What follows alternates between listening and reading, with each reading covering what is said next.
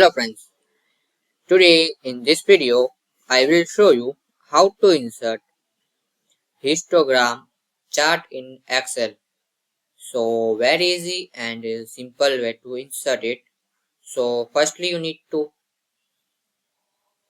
select your area like this way you can insert this chart. So select area and click on insert and this chart option, so just click on it and more pie charts.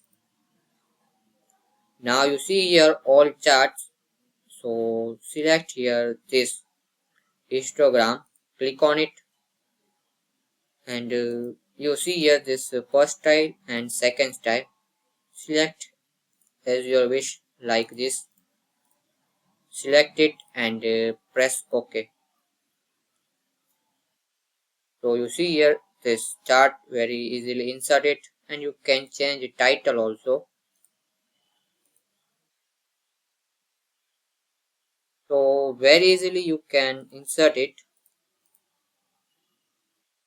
like this way.